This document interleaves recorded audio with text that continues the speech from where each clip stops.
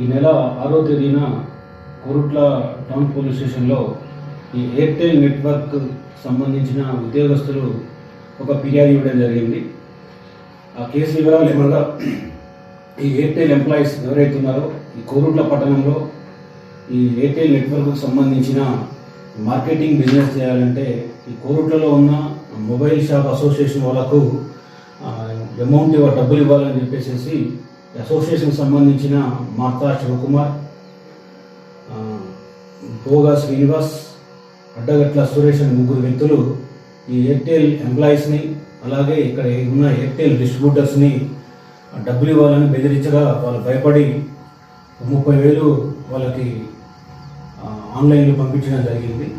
అలాగే అదే క్రమంలో వారికి మరలా ఫోన్ కాల్స్ చేస్తూ, మొబైల్ వీడియో కాల్ చేస్తూ ఈ ముగ్గురు వ్యక్తులు ఎవరైతే ఉన్నారో వాళ్ళ దగ్గర ఈ తుపాకులు మరియు కత్తులు చూపించేసి ఇక్కడ బిజినెస్ చేయాలంటే మాకు 10 లక్షలు ఇవ్వాలని డిమాండ్ చేసి వాళ్ళని బెదిరించగా, ఇవ్వకపోతే మిమ్మల్ని ఇక్కడ బిజినెస్ చేయనీయం, అలాగే చంపేస్తామని చెప్పి బెదిరించగా వాళ్ళు కోరుట్ల పిఎస్ని ఆశ్రయించడం జరిగింది. వాళ్ళు ఇచ్చిన ఫిర్యాదు మేరకు అట్టి వ్యక్తులపైన కేసు నమోదు చేసి నిన్న అనగా సాయంత్రం ఒక నమ్మదగిన సమాచారం మేరకు ఈ శివకుమార్, శ్రీనివాస్, సురేష్ ముగ్గురు వ్యక్తులు కోరుట్ల టౌన్లోనే పట్టణంలోనే ఒక ఫంక్షన్ హాల్లో ఉన్నారని సమాచారం రాగా టౌన్ ఎస్ఐ చిరంజీవి అతని సిబ్బందితో వెళ్ళి ఆ ముగ్గురు వ్యక్తుల్ని పట్టుకొని వాళ్ళని విచారించగా, అలాగే వాళ్ళ దగ్గర ఉన్న ఈ ఆయుధాలని సెర్చ్ చేయగా ఆ యొక్క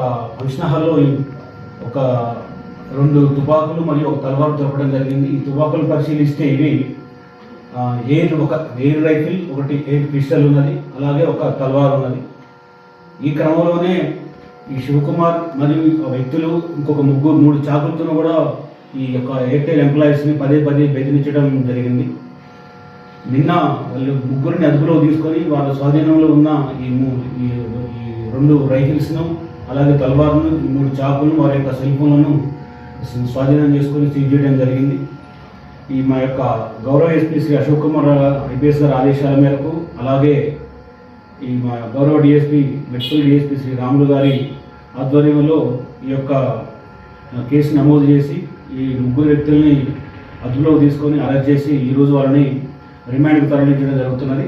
అలాగే కోరుట్ల పట్టణంలో ఉన్న ప్రజలందరూ కూడా పోలీస్ స్టేషన్ నుంచి విన్నపం, ఎవరైనా వ్యక్తులు వ్యాపారస్తులను కానీ, ఈ విద్యా సంస్థలు కానీ, రైస్ మిల్లర్స్ కానీ ఎవరైనా డబ్బులు కోసం బెదిరింపులకు పాల్పడినట్టు కానీ బెదిరింపులకు పాల్పడితే మాకు సమాచారం ఇవ్వండి. అట్టి విషయాన్ని పోలీస్ శాఖ చాలా తీవ్రంగా పరిగణిస్తుంది. ఈ బలవంత వసూలుకు పాల్పడే వాళ్ళ మీద ప్రత్యేకంగా నిఘా ఏర్పాటు చేయడం జరుగుతున్నది. ఎవరైనా అట్టి చర్యలకు పాల్పడితే చట్ట ప్రకారంగా చాలా కఠినంగా చర్య తీసుకోవడం జరుగుతున్నది. Thank you.